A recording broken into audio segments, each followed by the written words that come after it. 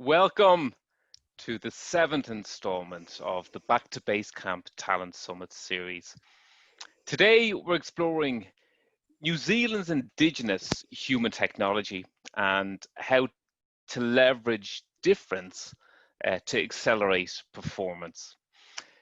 According to Maori legend, the silver fern once lived in the sea and was asked to come and live in the forest in New Zealand to help guide the Maori people. As the legend goes, Maori hunters turned the fern upside down and the moonlight reflected and illuminated their path in the forest. It has since become a national symbol of heritage, people, and place, a symbol of soft power, more recently, embodied in many ways in the effective and compassionate leadership of Jacinda Ardern. And New Zealand have recently become corona virus free for 10 days or so, and one of very few nations on the planet to do so. The name of the national netball team in New Zealand is the Silver Ferns, and last year they became the world champions. And it's also the emblem of the All Blacks, the most successful sporting franchise in history. Today I'm joined by the team behind the teams who've propelled New Zealand to become the highest performing small sporting nation on the planet. And joining me in Basecamp today, we have Daragh Sheridan, who's the high performance coaching manager, and Christian Penny, leader of the Coach Accelerator program at High Performance Sports New Zealand. Kia ora, gents. Kia ora. Kia Kia ora, ora. Robert. Very Robert. badly said, I'm sure. Very badly you said. did good. You did good. You did good. Thanks a lot. Did very Thanks a well lot. indeed. Yeah. So Daragh, I'm just looking at you. So for those who are tuning into the crowdcast session, you're wearing the wrong jersey. I see an Irish jersey behind you in a frame, and you're wearing a New Zealand jersey. What's the deal with that? Yeah, I'm wearing multiple jerseys. There's a green one always on the inside. But for now, I'm working for a country and a system and a group of athletes and coaches that I've come to really appreciate for what they stand for, what they've achieved, what they're aspiring to achieve, and made the decision 2 years ago to move to New Zealand, to be part of something that's different, to be part of something that's challenging, and in doing so, obviously have changed the jerseys and that. So so far so good. Nearly 2 years in, you know, the stories on the inside, it's been really abundant and really enriching for me and my family, and delighted to share some of those insights today. No, brilliant, brilliant. So some people would say that those who change the jersey to the higher performing team are a little bit shallow, but look, I take it that it's your profession and it's a decision that you made. And Harsh but true.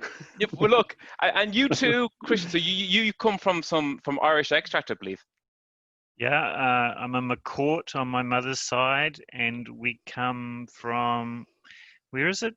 Daragh, how do you say it? County Down.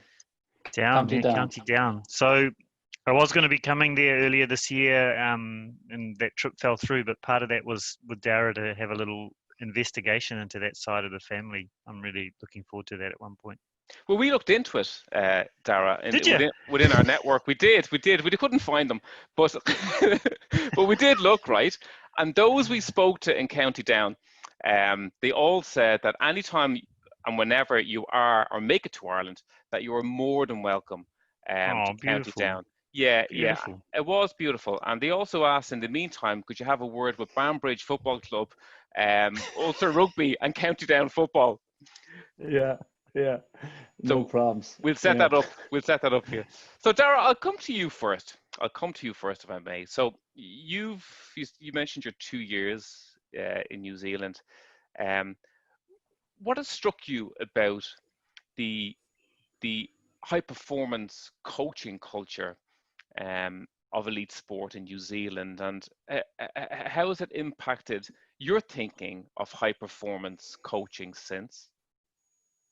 I guess what's really struck me is the clarity of intention over here that they have regarding New Zealanders winning on the world stage. They're unashamed about that.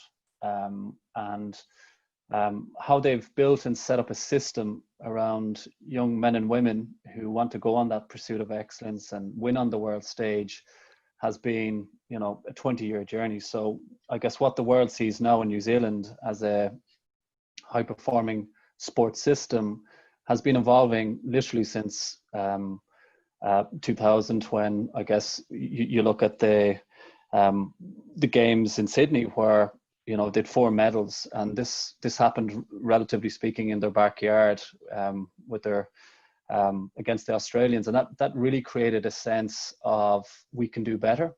And around that period of time, the government initiated pretty significant review of how we look at sport, how sport is seen as a unique vehicle to inspire a nation, but more importantly, to send a clear message to the world regarding New Zealand and what the country stands for and what they can bring to competitive sport on a world stage. And literally since then, the government have been increasing investment into sport pretty much year on year. And the outcomes, I guess, that have emerged have correlated really well to the amount of money that's gone in. But in between those two critical insights is really understanding what it takes to win, ensuring that resources are really, I guess, aligned to where the potential actually really is. So you've got this sophisticated form of discrimination almost. It's an elitism around that. And it's I guess when you look at the community, we work with 530 athletes. Myself and Christian work in a team of 5 people who work into a workforce of 90 coaches who support and enable those athletes. And then inside our organization, we've got 100 or so employees who cross a spectrum of 15 different forms of performance support around the athlete and the coach, from nutrition, psychology, physiology, to innovation. So you've got this highly enabled environment where people can realize their potential. So it's really, really focused and very, very well resourced. And I think that's what one of the differentiating factors is. And it goes right the way to the Minister of Sport, who's the Minister for Finance. They don't talk about winning on the world stage. They truly enable it with, you know, the amount of investment they put in and how that investment is worked skillfully around the potentialities inside the system. And it nearly delivered the treble for New Zealand last year. Yeah, so obviously with cricket, netball, and rugby, probably the one out of those 3 where, you know, the Silver Ferns, the netball team, are kind of coming behind at a significant pace, and to go and win it the way they did was absolutely stunning. Christian was part of the team that worked with the team that eventually led that team to that success, so you can speak more articulately to that. Obviously, from a rugby perspective, the team All Blacks were heading for a unique treble, I guess, that has never been matched in the history of rugby. And then our boys in cricket literally brought England right to the wire, and obviously that was desperately close in the end. And it just shows, I guess, the margins in elite sport are so small, but the failure is so public. And I think this is one of the really interesting aspects of our industry, in that your failures are absolutely public, and in some cases in front of millions and billions of people. And that's what makes, I guess, the victory and the success even more glorious, because that's how leveraged that and how high staked, I guess, the reality actually is. Yeah. So last year nearly done the treble. So yeah. Very good. So you mentioned that Christian worked with the Silver Ferns, the national netball team. But Christian, you don't come from a high performing sports background. So what is your background, and how did you leverage your expertise and experience to impact higher performing sport? Yeah, so I come from professionally from a theatre background. I'm a theatre director by training, and then by profession. And from this, the industry here in New Zealand is very small, so much smaller than the UK. So I worked freelancing until we had our first baby, and then me and my wife, who's also an artist, we just couldn't make that work. So I went to the National Drama School and started teaching there. Taught for 9 years on a master's in directing, and then wanted to lead that place. Won the role of the CE there, and spent 9 years there leading that school. So, steeped in the performing arts, made heaps of really different kinds of work that would sort of mark my career, particularly the kind of range of stuff. So I've worked from community projects, aid projects in the Pacific and little fishing villages, doing storytelling, community stuff, right through to full-scale operas and the festivals and things like that. And then a whole lot of made and created shows. But it was at the school, at the drama school, where we started to get really focused on how could we take the resource, because it was considerable relative to the setting in the arts. How could we use that resource to drive a better high performance sort of outcome? So in a national drama school, you can just you get talent, you can just use it. You don't really have to work that hard at growing people. But I was with a bunch of really smart teachers, administrators, and we all really wanted to apply ourselves to that question much more in a much more demanding way, and really think how could we use the New Zealandness of the national school to raise performance. We used that book, Good to Great, Jim Collins's book, as a kind of spur at one point to really go, okay, so here we are in New Zealand. We're small, so we can't compete with an American drama school where they're auditioning 2,000 people for 6 sort of places. So, their talent is always going to be guaranteed. The talent that's coming into a New Zealand national school is just at a much more kind of raw level. And you're not going to be able to pick stars all the way through. Nevertheless, we'd inherited the culture of a British drama school, because that's where the early teachers trained. So we had all of the kind of phony, faux star culture that comes with that world, and good skills and technique, of course, coming from that. But we weren't really fusing the collaborative nature that New Zealanders know from our Indigenous setting and Indigenous people here, the Māori, with the school, with the education. We were mirroring a European education. So a bunch of us set out trying to go, okay, what happens if we really tried to work on that problem? And luckily we had some staff who were steeped in Te Ao Māori. I didn't grow up in that way. I've had to learn it all myself, but I was lucky enough to be along some people who really knew it. And we had full autonomy in the setting, so we could start to develop a kind of, in a way, a complex conversation about leadership with the students and staff. So the particular way we attacked that was to bring that whole community together once on a Monday morning at 8:30 and once on a Friday morning at 8:30. So anywhere between 40 and 160 people in one room, being led by the young people who were learning how to lead. Once we'd got that really working nicely, I started to sell that out into the community. So it was there that I met High Performance Sport, because they were looking for other HP environments that tackled the questions of culture and performance, because it was easier to bring coaches in to look at the way we tackled it. They can see their own world clearer. Sometimes when you're looking at it in another sporting context, it's too close, it's too competitive. You're always comparing it exactly rather than seeing the essential frames. So for 9 years, I worked with the program that I now lead, and they would come into the school for a week, and I would show them how we were working with the culture. They'd see it all live, so they'd be in with the students, and then I'd show them what directing an actor was like, how that was, the way our problem was, how do you get someone to be vulnerable under massive pressure? Like absolutely what the body doesn't want to do, but that's what these young people have to learn to do if they're going to earn money. Because you've got to learn to be open, free, and involving in front of a camera and a whole crew and da da da da da. Very good. It sounds to me like you've moved it from a culture of exceptionalism, that star culture that you referenced, to something that's much more humble and that's based on humility. And Daragh, you experienced this. So what was your experience of this, and where did you see it applying most effectively to the world of high performing sports? Yeah, so I guess prior to coming to Ireland, I led the equivalent of the same program that Christian is leading here in New Zealand, and it's less effective, my dad. Yeah, I guess one of the things around stepping outside of the box, it's important to realize what's inside your box. And one of the limitations we had in Ireland was with limited training capacity and capability and expertise. So we did a lot of collaboration with An Garda Síochána in the training college.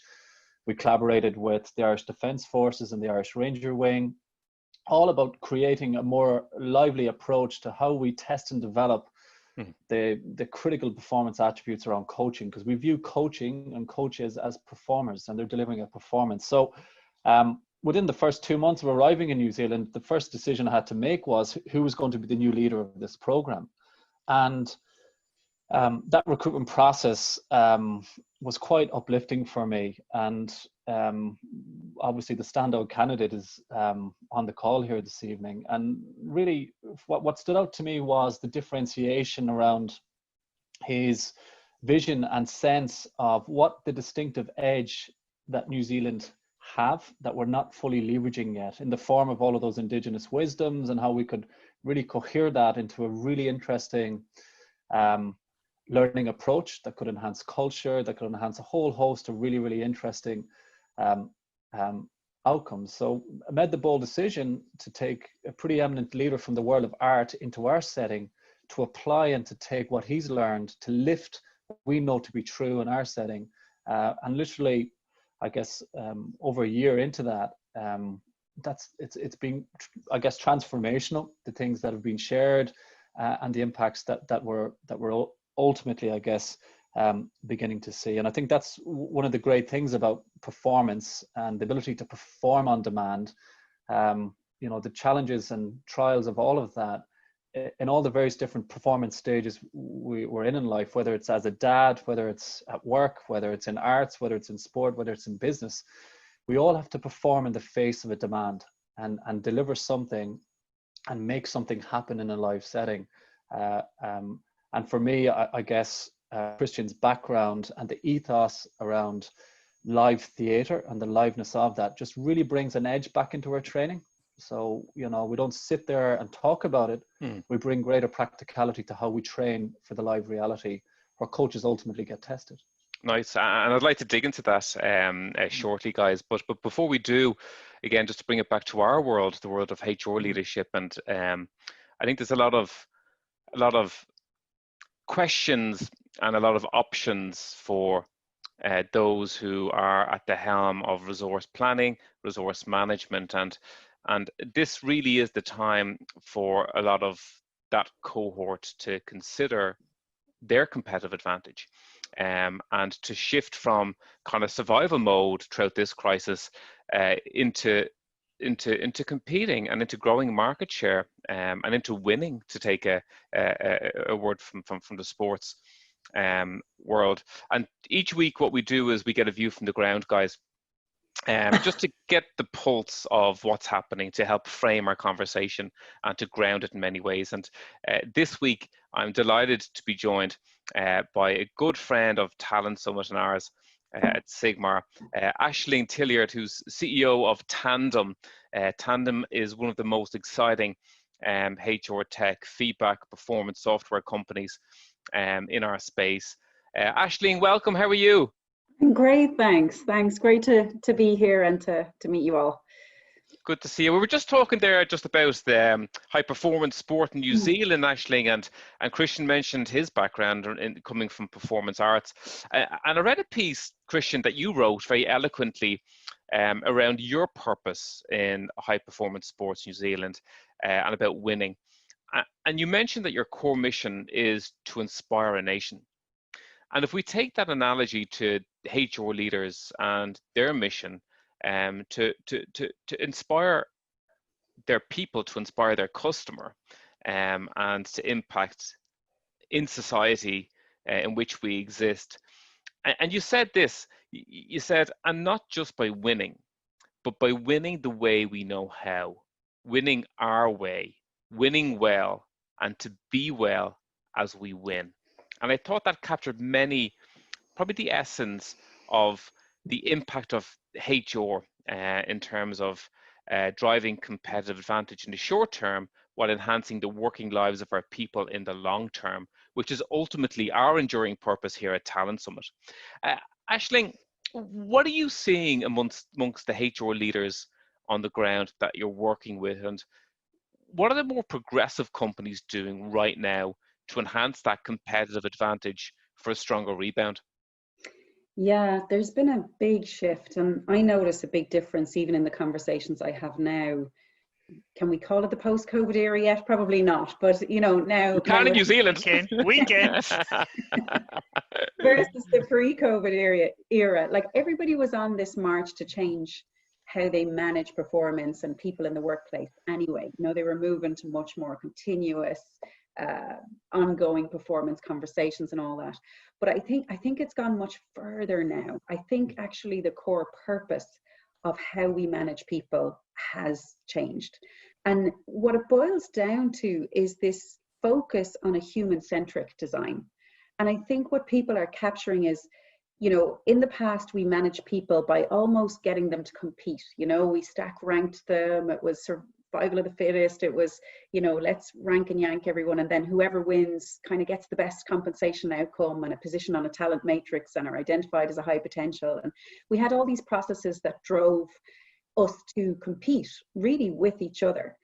Whereas now I think the rhetoric has moved on from what was probably a bit of a 1980s hangover, if the truth be told. And it's moved on to something I think a lot more inspiring. It's moved on to let's compete with our own personal best. Let's look for the untapped potential and the uniqueness of every individual and grow and develop and accelerate that. And if we do that, then that will lift the performance of that individual. And if we do it en masse, on scale, then that will lift the performance of our wider organization. And I think this kind of new urgency to changing the purpose of performance management, which is probably your most overt symbol of culture, I think the reason it's changing is people captured this culture transformation in COVID. It was the culture transformation that nobody planned, but probably in some respects was the best thing to happen cultures, because people found that people did extraordinary things in a very agile way. They collaborated really well. A lot of those silos that moved up, as barriers between us got broken down. And people, there was great stories. Like some of my clients were telling me, like they had a plan to roll out Microsoft Teams over a 2-year period. And they did it in 2 days, and it was like, yeah, like why couldn't we always do it in 2 days? Somebody else was telling me they were trying to get their remote call centers home working for 5 years, and they did that in 5 days. So like people were able to do incredible things in really short space of time, and they worked really well together and focused, and they were agile. And there's this step back moment where HRDs are going, hang on, why weren't we always able to do that? And how do we sustain it for the future? And I think that's the essence of what people are trying to do now with performance is to go, how can we make it more agile? How do we give a really easy toolkit for managers and make it more human-centric? But that doesn't mean throwing out every process. In fact, if you want to be really agile, you've got to run by many processes. But it does mean rethinking how we manage people, how we manage performance, and rethinking what we're trying to do when we manage them. Are we trying to, make them all compete, or are we trying to really bring out the best in them and deliver this really high performance environment by tapping into everybody's uniqueness and capability and potential that maybe they don't even know they have? So I think it's really, really exciting, really inspiring. I've been in performance management for 25 years now, and this is the most inspiring time I've ever seen for it, because people really want to do something new and fresh, and it's great. I think you've touched on it, and again, there's an article in The Economist that we spoke about a couple of weeks back, where they compared the impact of the CFO coming out of the financial crisis to the impact that the CPO can have coming out of this human crisis. And you mentioned structures, systems, and signs around culture, and I think some of the risk perhaps is overcorrection, and we've obviously been forced into this kind of action orientation, and it's amazing what can happen in crisis mode, but again, we're not geared, and that's not sustainable. And again, like there is a risk of overcorrection on the return, and it also needs to be much more considered, I think, to understand what have we gained and what do we need to reclaim, on the other hand, to not being physically present. And it's It's a big, big question. Daragh, I see you nodding and smiling a lot as Aisling speaking. Does that resonate with your world? It does. I think, you know, when you talk about a human-centered approach, it essentially boils down to care. You know, nobody comes to work on their own. I think that was a quote you shared with me, Christian, recently, in that you bring your family, you bring your history, you bring your identity, you bring so many things that can enrich a workplace greater than any other inward investment around a human being. So, like, for me, a lot of the treasures inside that individual, and if the setting is created for that to be opened up, for that to be shared, for that to be understood, and I think the big thing here that's emerging is empathy, the ability to truly understand that human resource that's in front of you, to display care, I guess, in getting to know that individual. So one of the things COVID did for me as a leader was really, I guess, genuinely ask my team on a more frequent basis, how are you? You know, one of my team had a COVID test right at the early of the journey, and that was pretty damn stressful on him and his family. And that was quite stressful. And I wouldn't have known that unless we got very well practiced as a team, learning how to care for one another. And I think once you display that, the environment around the performer can become a whole lot more safer for them to really, really open up. And with that, like, these, I think, are the original seeds around creativity, innovation, where people can really, really unleash their potential. So I think what COVID has done really brilliantly, the volatility of that context, the life and death situation of that reality, has actually caused us to tune into one another and just to empathize and ask, how are you? And if there's one thing, if you want to get somebody to realize high performance on a sustainable basis, they've got to know you give a shit. And excuse my language, but that's really, really important. And I think that's what a world-class coach, the cornerstone of world-class coaching for me, is a coach who actually cares. I don't know, Christian, if you want to come in there as well around that one, mate. I totally resonate with your words. How do I say your name? Aisling? Aisling. Yeah. Aisling. You know, like how it brought people's different strengths to the fore. And it also flattened hierarchies really fast. So, you know, there just wasn't the possibility to manage people. It was too complicated. Too much was moving too fast, certainly in our setting. And suddenly that unleashed a whole lot of kind of potential in folk. And, you know, essentially we work inside a government setting in HPSNZ, and, you know, it's very hard in a government setting to generate real pressure. Like, we see it all the time in the sports that we work alongside, because the competitions generate it. But COVID did that for so many settings. Suddenly there was a pressure that wasn't the boss, that someone could blame for creating the pressure. So, you know, there's a work for us as like, how do we, like, when you say how do we do it again, like, how do we make smaller sprints, smaller kind of work practices where people have got more autonomy? All of those kind of questions we're asking ourselves too.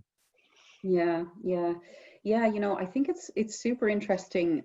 The core relationship, I think, between a manager and employee has fundamentally shifted. You know, because we've all got kind of very vulnerable together, and that authenticity has shone through. And like, even you were talking about care, Daragh, like, we have on Tandem, you can check in with your employees, you know, and we've noticed even, and there's actually worldwide trends around this, that 1 in every 5 check-ins, there's a mental health reference. And that's new. You know, like, we didn't feel like we could open up about how we're feeling and you know, the impact on our mental health and all that kind of stuff before in the workplace. If that happened previously, it was almost a problem issue to be dealt with, you know, whereas now it's a very natural conversation. And I think that's the key. If we kind of give our managers some very simple toolkits to help with resilience, agility, sustaining the good of what came from COVID. We don't want the ongoing pressure and accelerated, you know, stress on us all. You know, no one wants to relive COVID, but if we could bottle the good out of it, I think there's something really winning there. And we were running this this live event in tandem. And I think a lot of people will know Alison Hodgson, the HRD of Virgin Media, and she coined this phrase. And I love it, because she was like, trust was the real winner from COVID. And I think that's fundamentally what's changed, is that there's much more trust for people to get on with the job. We trust them to work from anywhere, anytime, at their own pace. Trust has just got so much greater, but we can't lose it now that we have it, so sustaining it. And in many ways, actually, that's actually a building block on things that we've spoken about before. So Ashley spoke for us recently, guys, in Dublin, and again, we spoke about the power of positive intent, and the need for candor in feedback as being truly transformative around one's personal development. Are there any coaching practices, guys, do you think that we could borrow from your world?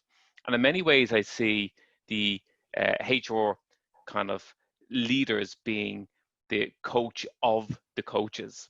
So in many ways reflect the function that you guys have on Sport New Zealand.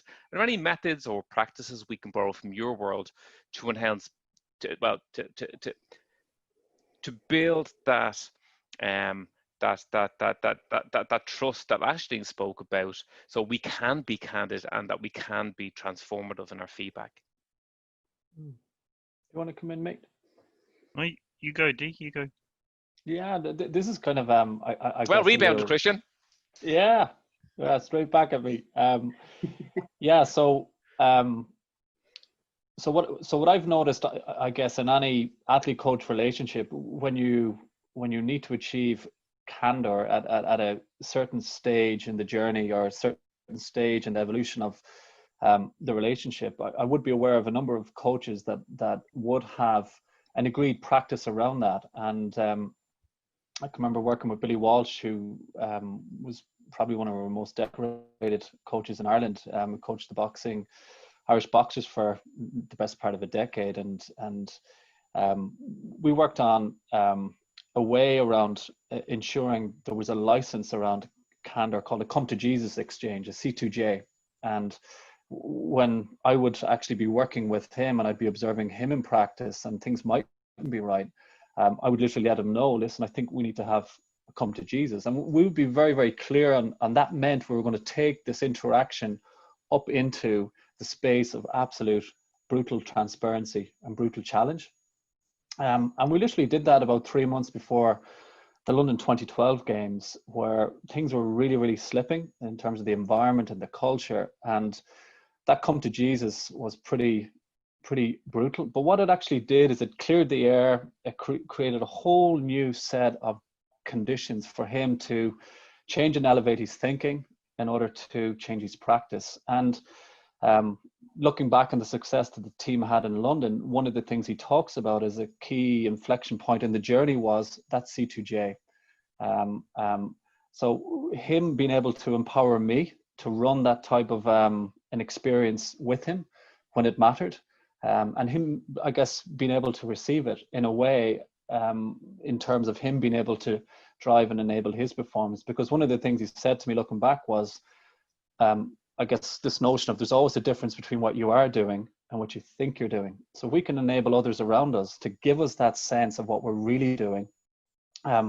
It's only going to pay dividend for people and their ability to be attuned to environment and, I guess, things that are happening around them. So a C2J would be one of my examples. Yeah. You mentioned attuned to the environment, which leads us on to context. So Christian, I'm going to come to you now just to talk about what New Zealand sport has learned from Indigenous practice and ritual. Aisling, we'll leave you go. Thank you so much for your contribution and for sharing your insights. Keep well. Thanks, Aisling. Yeah. Thanks, bye. Aisling. Bye. Thanks for sharing. Take care. Bye.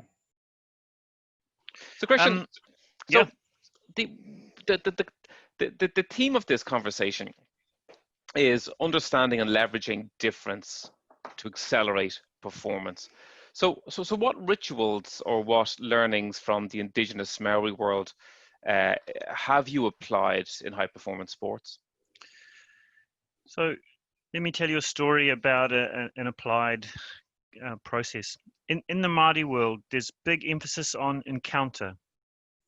So we don't we don't meet without meeting, if you like. So the most important thing at the beginning is to see each other in our difference, and it's done by creating a space. So literally, like, one group sits here and one group sits here, and then there's a space between us, and they're in chairs or lined up, but it's that separating out in order to have a good look at the difference before we join that's kind of critical. And in that space, you can speak into the difference, but also in speaking into the difference, you can also name the potentiality of joining. So those two kind of things, and they get practiced all the time in all sorts of different settings. Daragh was mentioning the work with the Silver Ferns. They had a particular kind of challenge in that just before the World Cup, they wanted to play a series against their own players in a way. So they had a kind of an A stream that was going to go to the World Cup and a B stream that hadn't quite made the cut, but had been in the wider squad. So when I was working with them, what I set up that encounter between the A team and the B team, if you like. And I coached the Silver Ferns, the A team, to see the B team and name their value to the A team. And we did it for about an hour. And I was getting them to name the mana, what is the strength of those women coming to them? What's the spirit that they see that they're coming with? And what's the opportunity that's here in this room? So this is not familiar territory for netball players to speak like this to each other, in front of each other, all in the room at the same time. But it was so rich, because by the end of that, I turned to the B team and said, okay, so you guys can now respond. And up popped a couple of them who were Indigenous players who recognized the forms, who knew what was going on. And then they just completely kind of said to the Ferns, you know, we're here to drive you to perform better tomorrow night on that court. We really like being seen by you, but what we really want is for you to go to Liverpool and win that competition. But in the meantime, we're just going to kick your ass on that court tomorrow night, girls. And Christian, what did that unlock for the performance for the World Cup? Yeah, so it frees the competitive dynamic. So you need competition. Like, we need it as part of who we are and why we work the way we work and why we can achieve what we can achieve. But if it's wrongly wired, it's just static on the line. And if you're in an HP setting, it has to be really tightly wired and free so that everything can flow. So it just sort of took away any kind of niggles or questions so that the players could go out there and compete for the better of the game, not for their own individual wins. Is it the space to express themselves? Not quite, mate. Not quite. No? So not themselves, the setting, the role they have in the setting. So, you know, them. Yeah. So that's the bit that's different. So you're always thinking of it in terms of the context in which we work and why we work. So it leads quite deeply into purpose and into the collective realization of purpose. Yeah, and when the whole room, to go back to the night with the Ferns, when they feel that, it's deeply moving, because that's why everyone's there, really.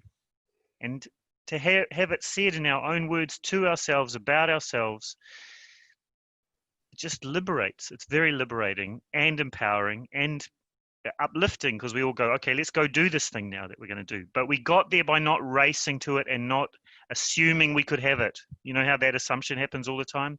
We'll just, you and me, we'll get together, we'll work, and then boom, we fall apart. So it's a thrash early frame, essentially.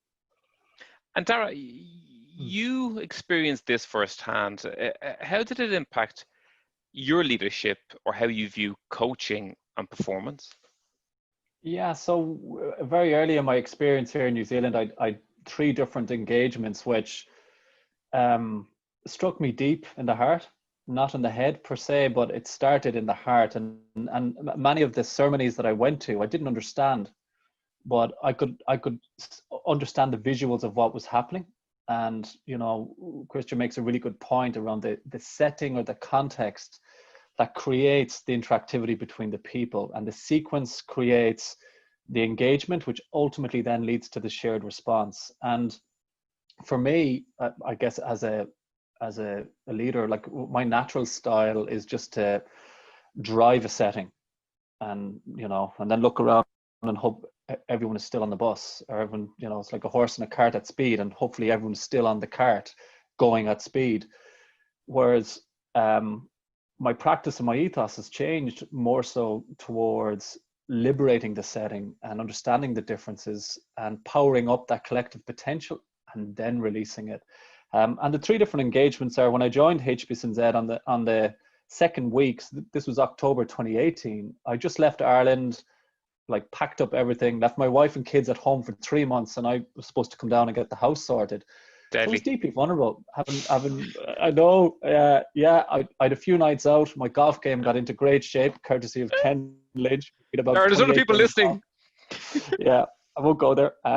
So October 2018, HBSNZ had what was called a porphyry, which kind of broken down into two different concepts. So po means dark, night, or the unknown, and the woody means to weave or to integrate.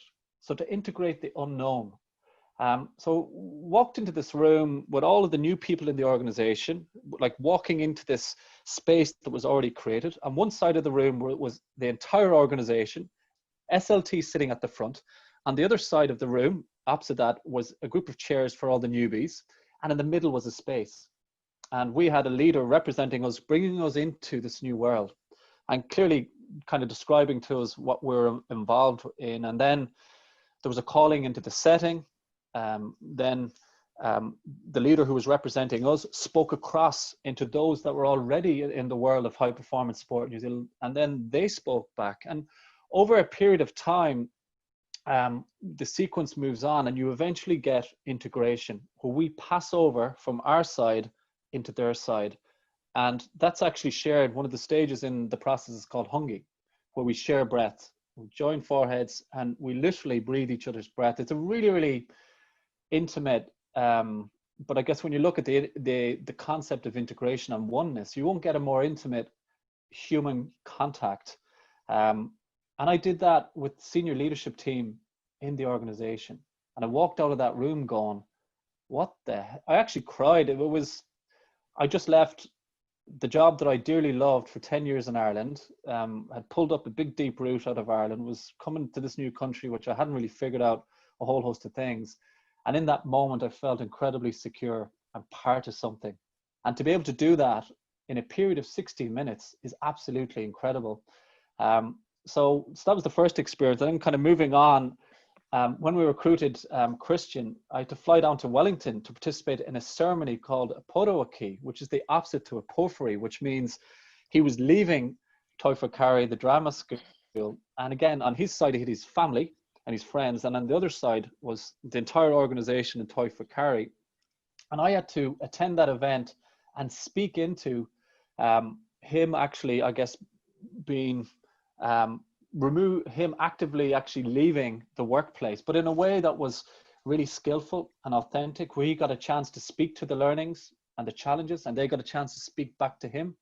But then I had to speak on behalf of High Performance Sport New Zealand and make a statement of intent regarding what I was going to do to uphold his mana in coming into our world. And I was at this event with the Irish ambassador to New Zealand, who was just newly appointed, and I rang him up and I said, listen, come on, we go to this for the crack. I think it's going to really, really inspire you. And there we were. The thing went on for 3 hours, and it was absolutely incredible.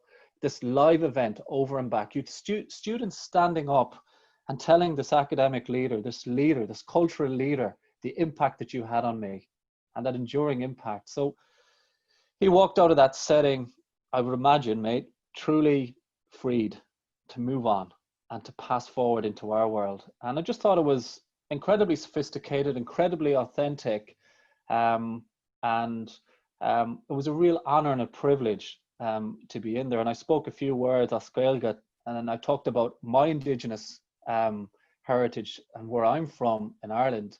And it was really cool to kind of represent that. So two examples of that. And then the last example was we've managed to codify all of these practices into an engagement framework that we now teach our coaches, and we bring them to a marae, which is an ancient community settlement ground where Maori typically live, and inside that there's a whare and a house. We slept in that house for 4 days and we learned this practice, and we've done this like 3 different test events with our coaches. So we're now moving on to create a unique andragogy, where we will teach the coaches how to create communities and cultures with these practices, which I believe moving forward is New Zealand's ultimate competitive advantage. Can we bring this 2,000-year-old indigenous wisdom to life in a contemporary society where, man, we've a lot to learn about how do we reconcile differences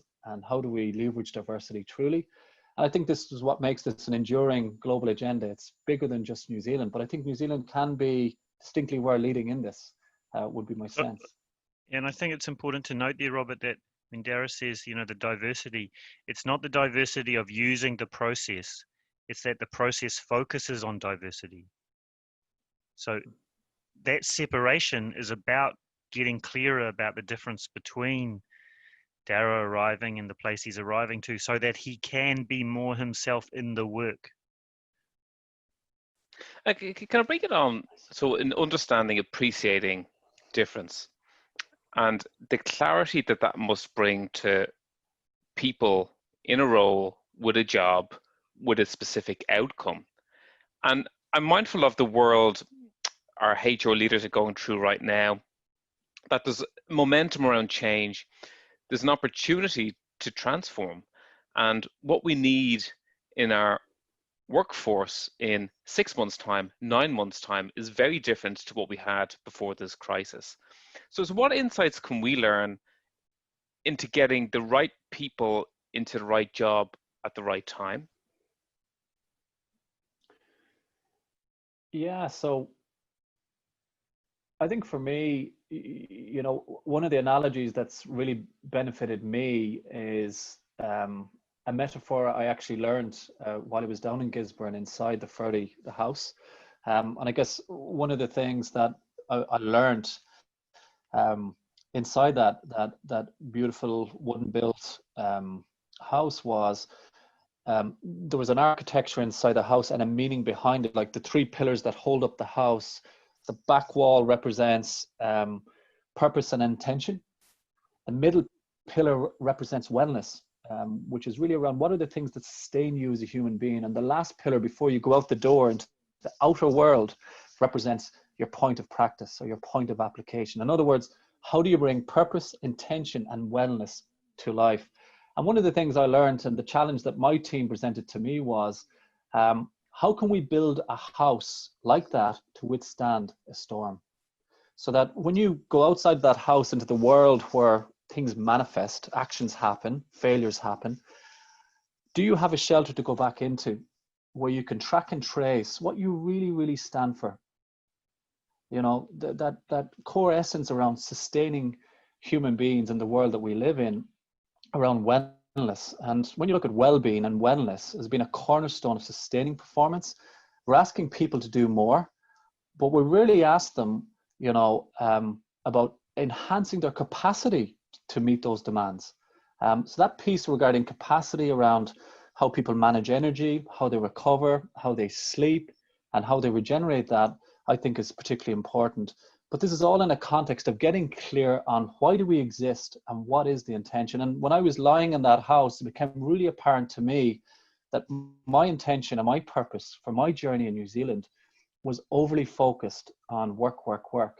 And I wasn't really factoring in my family or my whānau and what they wanted to experience in New Zealand. And as a result, my wellness pillar was quite narrow and thin. And I wasn't really feeding or enabling myself to be abundant, to regenerate myself.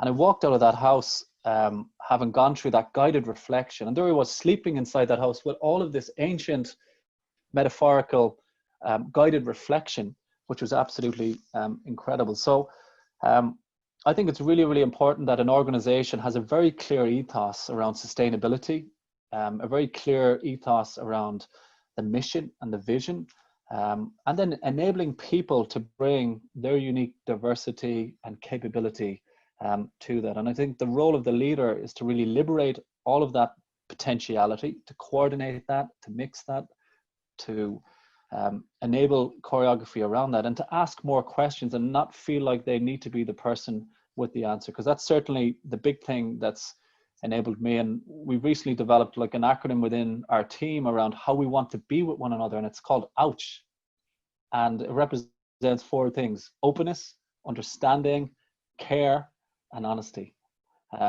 And there are universal values that can guide and inform how we need to be with one another. So right now, that's absolutely smashed the hierarchy, which is really, really good, because we've got new forms of leadership happening within the team, and we're interacting with each other. We're more bold, we're more confident, and we're more upstanding around the challenges as well. So that's my sense as to what I've benefited from seeing this man in action, Christian, and learning the ways of his people. Well said.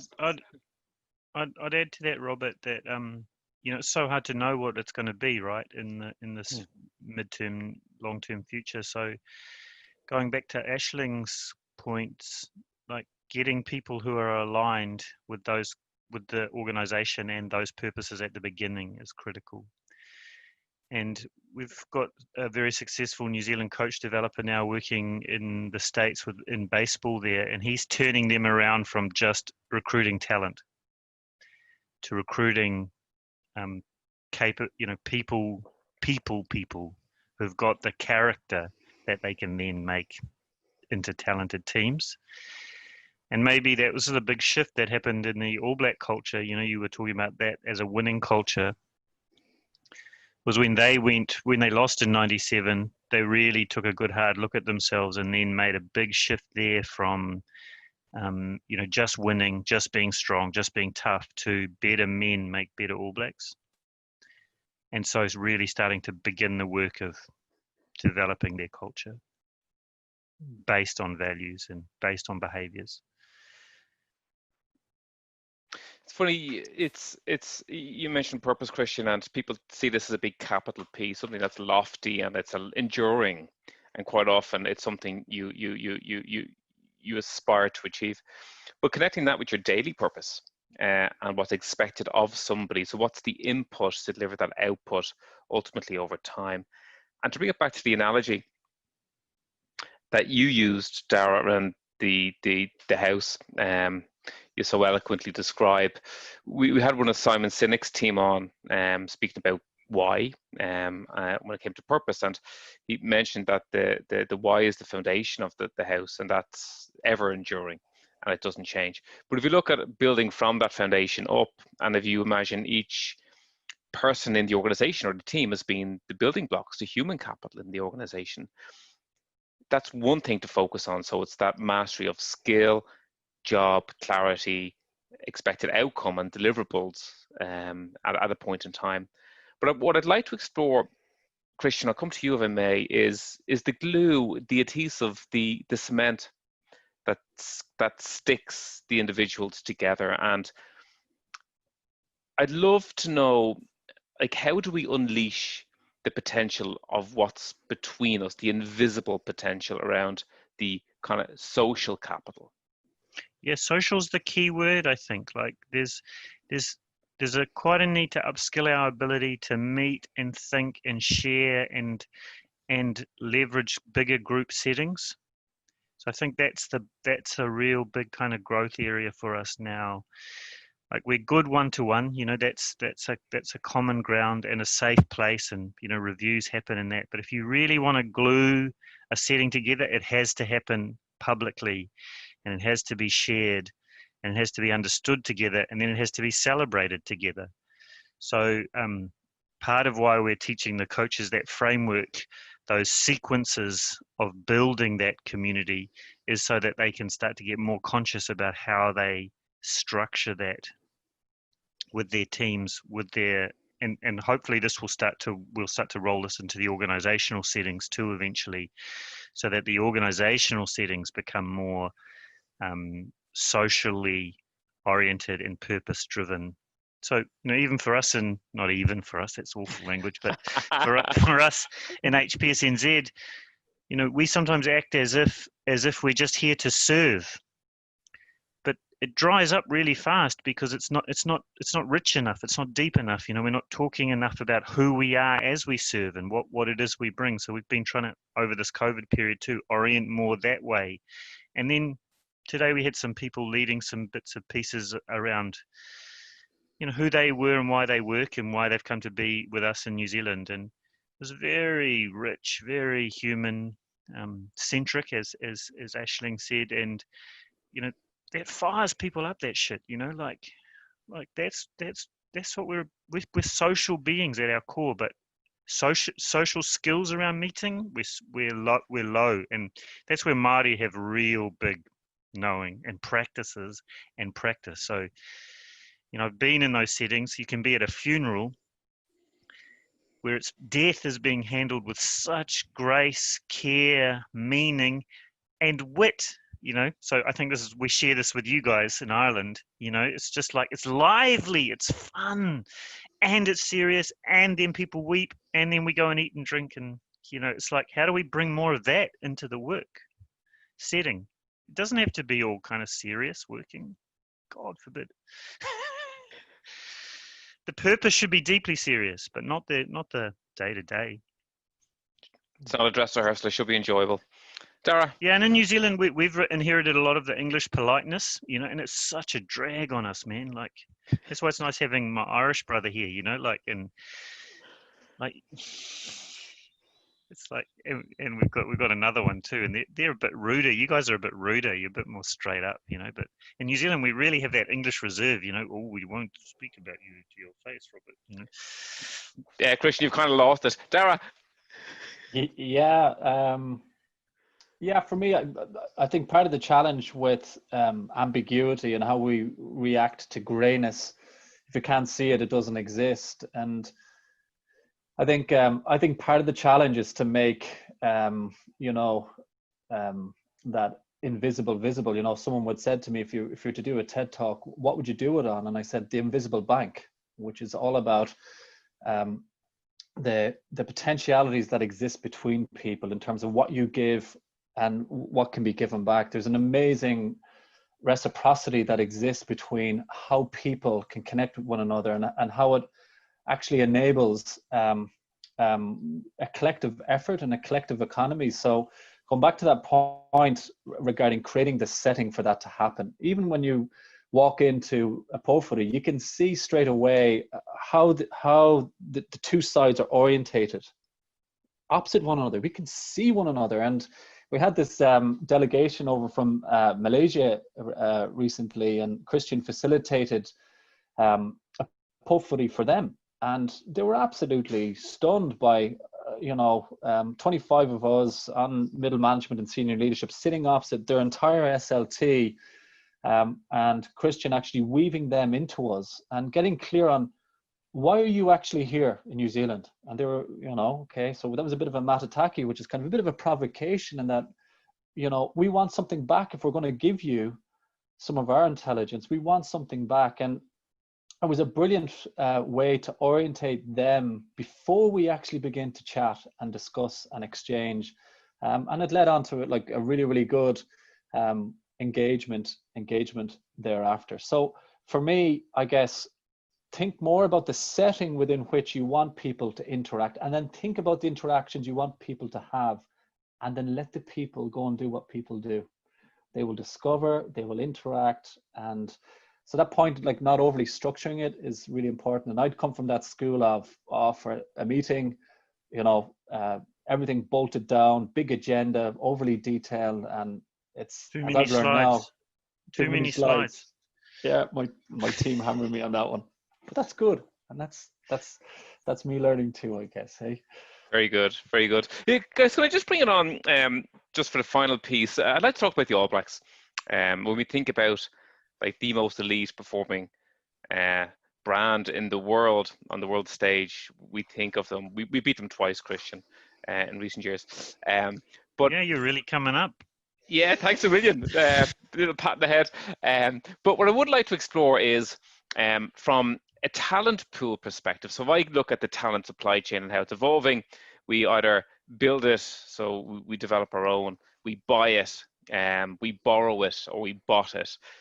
In New Zealand, you can't borrow, you can't boss, and you can't buy the talent. You have to build it. So I'd like to explore that for one moment. The most successful sporting franchise in the world. So 3 World Cups, I believe, 3/4 or so of the games played over 125 years.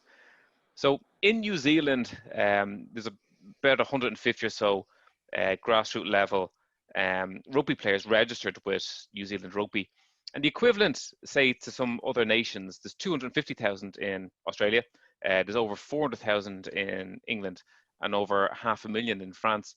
So, Christian, as a small island nation, how has New Zealand nurtured generations of elite players and dominated sport for so long? And what can we learn from that around building talent for enduring performance? Yeah, I speak a little cautiously here, eh? Like, remember, I'm a man from the theatre. Like, I'm not an expert on how the All Blacks develop their culture, but like everyone else in the country, I'm a mad fan, you know. So, I mean, part of it's the web, you know, the tightness of the web. So we don't play a huge number of sports. It's not Australia where you've got 6 competing codes. It's been dominated by that code, and then there's a massive infrastructure that sits around that, and then it's been such a pure expression of masculinity and now femininity too in New Zealand. So it's deeply woven into the culture, and so people know what it means and then aspire to it in like manner. And then the real challenge has been professionalizing that. So prior to professionalization, it made sense because it resonated with all of the social and community values of New Zealand. You were part of a team, you were doing service, you were giving of your body, you were a warrior. You know, those were all the things a man should do. Once we turned professional, the game kind of went weird for a while on us, and we couldn't work out why we weren't winning all the time when it was professional. And that's the challenge that you guys live in all the time, eh? Like, once people get paid, you have to then do kind of more careful, more nuanced work to blend in meaning and culture so that the performance outcomes you want emerge. And that work really started hard after 97, after that loss, like I described before. And Daragh, you look from the outside in. What have you observed about the All Blacks that has kind of created the sustaining, enduring performance? I think, you know, there's clearly a relentless approach towards learning, which drives and informs how they continuously improve, how they continuously evolve, you know, from the outside, not even looking in, but from the outside reading about it. And, you know, I can remember we had somebody speak at our performance summit this year who is involved with the All Blacks, which is Don Tricker, and his theory of high performance is quite interesting. He called it the 5 rights: the right athletes, surrounded by the right people, doing the right things at the right time in the right environment. And I thought it was such a simple philosophy in its own right. And at the end of the day, when you think about it, you only need 15 players and probably then another 15 players. So sometimes we think that greatness inside that 15 is a reflection of volume. It's a reflection of quality. And when you look at the supply chain or the talent chain leading into that, like, there is an incredible, vibrant school system, which is just almost too competitive.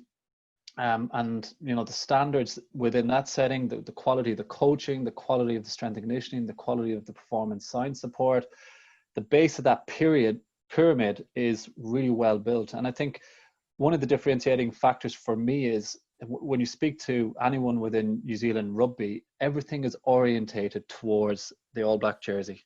And there's a really strong common purpose and vision around that. And that's not always the same throughout other rugby nations, where you would have club conflicting with the national team.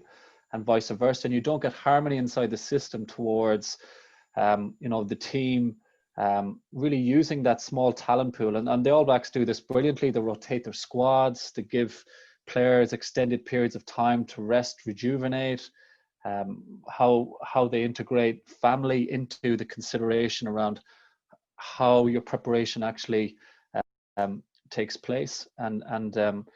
So it's definitely, without a doubt, probably the greatest export New Zealand have economically and culturally as well. Is it's what's inside the jersey though, and their ability to bring that all of the time. And that's one of the things about competitive sport. Once you deliver the performance, you got to do it all over again.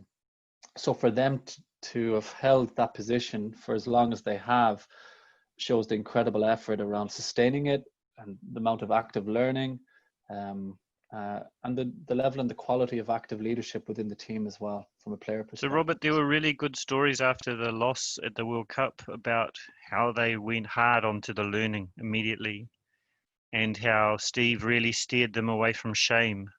So that's the edge of the culture there, because we would go hard into shame previously. That's a New Zealand trait, eh? But they learned in '97 that part of that crumbling was the fear of losing. So if they were going to get as good as they've got, they had to also embrace losing as a way of learning to get better. It's interesting if you compare that to the Irish rugby success of 2018, early 2019, before the World Cup, that we kind of seemed to kind of peak. And it seems to me that the hunters became the hunted. And again, it was something that was passing and wasn't necessarily enduring. It seems to me, Daragh, that you've kind of bottled the competitive advantage of New Zealand. We look forward to having you back in Ireland to unleash that competitive advantage here. But probably just one final piece and a big takeaway for me from what all of you have said. And again, it's that old analogy that it's person first, player second when it comes to sports, and there's definitely a key learning for us around enduring performance in the working world. And I tripped upon a Maori proverb when I was researching this piece, guys, and it was the question of what's the most important thing in the world, and the answer to that question was her tangata, her tangata, her tangata. It's the people, it's the people, it's the people. Guys, thank you both sincerely for joining us, for sharing your insights into high performance sport in New Zealand and beyond. Wish you every success moderately in the sports we compete against, but in your personal lives and professional lives. On behalf of the Talent Summit community, thanks for sharing those insights. I've no doubt they will go a long way to enhance the working lives of all of our people and build that competitive advantage in the short term. Kia ora, guys. Thank you so much for that. So this, Robert. Thanks, guys. Nice work. So this is the final episode of Back to Base Camp. I'd like to thank our contributors over the last 7 installments, and for all of our viewers. We've had over 4,000 to date from over 25 countries around the world. I want to thank you for tuning in. And my own team at Sigmar, in particular, our producer and director, Julia Purcell, who in many ways is the heart and soul of Talent Summit. I'd like to thank her. I hope this series has challenged your thinking and shared some insights that will enable each of you to rebound faster and more effectively, but most importantly, that it goes some way to enhance the working lives of your people as the world of work continues to change. Until next time, keep well.